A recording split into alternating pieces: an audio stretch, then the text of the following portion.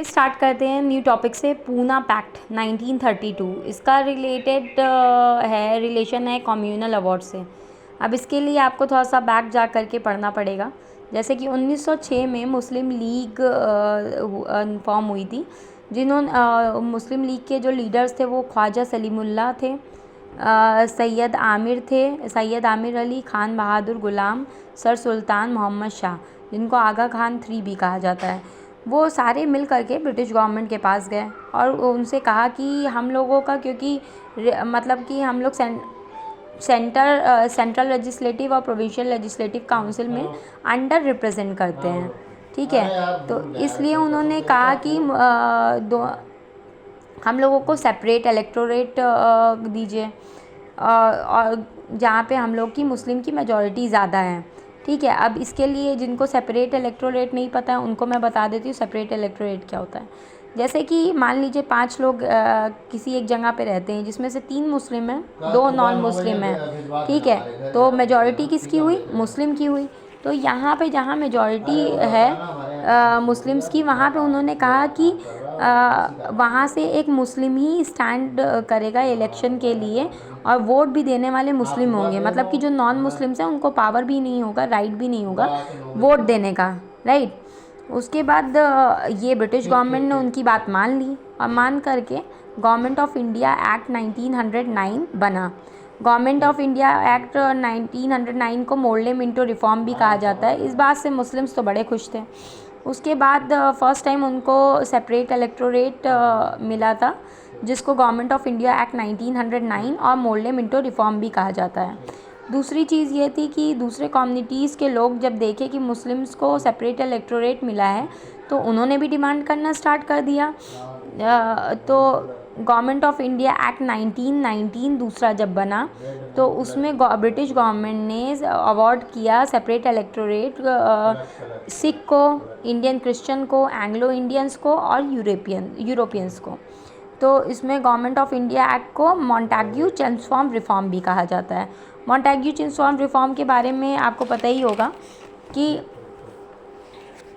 Montagu चेम्सफॉर्ड reform constitutional reforms के लिए बना था, और उसमें ये भी था कि जैसे ये मॉन्टेग्यू चेम्सफॉर्ड रिफॉर्म बनेगा, उसके 10 साल बाद एक कमीशन बैठेगी जो एग्ज़ामिन करेगी मॉन्टेग्यू चेम्सफॉर्ड रिफॉर्म के इम्पैक्ट और प्रोग्रेस को, ठीक है। जैसे 1919 में मॉन्टेग्यू चेम्सफॉर्ड रिफॉर्म बना है, तो उसके 10 साल बाद, जो कि 1929 है, उसमें कमीशन बैठेगी।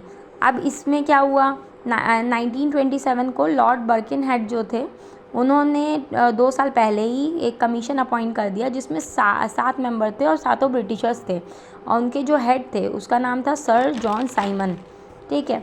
उसके बाद और इन्हीं के नाम से साइमन कमीशन पड़ा, उस कमीशन का नाम, ठीक है। उसके बाद फिर BR अम्बेडकर को जब इस बात का पता लगा, तो वो साइमन कमीशन के पास गए और जा करके ब्रिटिश गवर्नमेंट से उन्होंने कहा कि आपने जब सारे रिलीजन को सेपरेट इलेक्टोरेट दिया है, तो आपने डिप्रेस क्लासेस को क्यों नहीं दिया सेपरेट इलेक्टोरेट? आप डिप्रेस क्लासेस को भी सेपरेट इलेक्टोरेट दीजिए। तो उस टाइम BR अम्बेडकर की इस बात की सब लोगों ने निंदा की, क्योंकि साइमन कमीशन का उस टाइम सब लोग अपोज कर रहे थे। क्यों? क्योंकि उसमें सारे ब्रिटिशर्स थे, एक भी इंडियन नहीं था।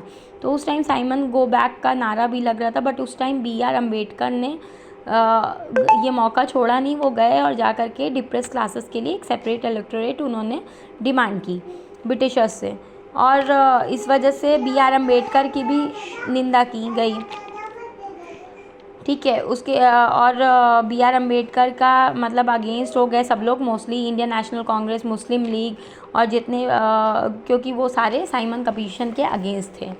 उसके बाद आगे क्या हुआ, साइमन कमीशन की रिपोर्ट पब्लिश हुई 1930 में, मई 1930 में साइमन कमीशन की रिपोर्ट पब्लिश हुई। उसके बाद उन्होंने 3 राउंड टेबल कॉन्फ्रेंस रखा, जिसमें उनको कॉन्स्टिट्यूशनल रिफॉर्म के बारे में डिस्कस करना था। तीनों राउंड टेबल कॉन्फ्रेंस मैंने ऑलरेडी अपने प्रीवियस वीडियोस में बता दिया है। तो पहले राउंड टेबल कॉन्फ्रेंस में तो कोई आया नहीं था, इंडियन नेशनल कांग्रेस रिप्रेजेंट नहीं थी, और बाकी सारे लोग गए थे, बट इंडियन नेशनल कांग्रेस गई नहीं थी। तो उसके बाद फिर वो गांधी इरविन पैक्ट हुआ। उसके बाद सेकेंड राउंड टेबल कॉन्फ्रेंस में गांधी जी गए भी तो उन्होंने ये माइनॉर मतलब सेपरेट रिप्रेजेंटेशन जो है, सेपरेट इलेक्टोरेट जो था उसके लिए मना किया था, और मेनली वो फेल भी हो गई एक तरीके से। उसके बाद सेकेंड राउंड टेबल कॉन्फ्रेंस में राम से मैकडोनल्ड जो थे, उन्होंने क्या कहा, उन्होंने ये कहा कि ये माइनॉरिटी रिप्रेजेंटेशन का मैटर जो है वो आप अपने साइड से हल कर लो, या तो मैं अनाउंस करूँगा और मैं अवार्ड करूँगा कम्युनल अवार्ड किसी एक माइनॉरिटी को। तो उसके बाद क्या हुआ, गांधी जी इस बात से बहुत ज़्यादा अपसेट हो गए। गांधी जी ये सेकेंड राउंड टेबल कॉन्फ्रेंस के बाद जब वापस हिंदुस्तान आए 28 दिसंबर 1931 को, और तो 29 दिसंबर 1931 से इंडियन नेशनल कांग्रेस ने और गांधी जी ने मिलकर के सेकेंड फेज स्टार्ट कर दिया सिविल डिसोबीडियंस मूवमेंट का। सिविल डिसोबीडियंस मूवमेंट के बारे में भी मैंने अपने प्रीवियस वीडियोस में बताया हुआ है, आप प्लीज़ चेक कर लीजिएगा। उस टाइम जो न्यू वाइसरॉय थे जिनका नाम था लॉर्ड विलिंगटन, उन्होंने ये सेकेंड फेज़ जो सिविल डिसोबीडियंस मूवमेंट का था उसे स्टॉप करने की पहले से ही सोची कि इसे स्टार्ट होने से पहले ही ख़त्म कर दिया जाए, ज़्यादा आगे ना बढ़े ये। तो उन्होंने गांधी जी और सारे जितने बड़े बड़े लीडर्स थे उनको जेल भेज दिया। 4 जनवरी 1932 को उन्होंने वाइसरॉय लॉर्ड विलिंगटन ने ये सिविल डिसोबीडियंस मूवमेंट को रोका, और उसके बाद गांधी जी को यरवाड़ा जेल जो कि पूना में है वहाँ पे उनको जेल में डाल दिया। फिर 16 अगस्त 1932 में राम से मैकडोनल्ड्स ने अनाउंस किया कि ब्रिटिश पार्लियामेंट जो है इंडियन माइनॉरिटीज़ को प्रोविंशियल लेजिस्लेशन में कम्युनल अवार्ड दे रही है, ठीक है। उसमें अब उसने क्या किया, 2 उसमें चीज़ें थी कम्युनल अवार्ड में, मैकडोनल्ड अवार्ड, इसे कम्युनल अवार्ड को मैकडोनल्ड अवार्ड भी कहा जाता है। तो उसमें वो क्या कर रही थी, एक तो डबल सीट कर दे रही थी प्रोविंशियल लेजिस्लेचर में, दूसरा वो सेपरेट इलेक्टोरेट दे रही थी Muslim, Sikh, Indian, Christian, Anglo Indian, European और डिप्रेस क्लासेस को, जो कि BR अम्बेडकर ने मांगा था। और जब डिप्रेस क्लासेस को सेपरेट इलेक्टोरेट मिला तो BR अम्बेडकर एक तरीके से बहुत खुश हुए थे। तो ये BR अम्बेडकर के लिए एक मेजर सक्सेस भी थी। उनकी सेपरेट इलेक्टोरेट उन्होंने मांगा और डिप्रेस क्लासेस को मिल भी गई।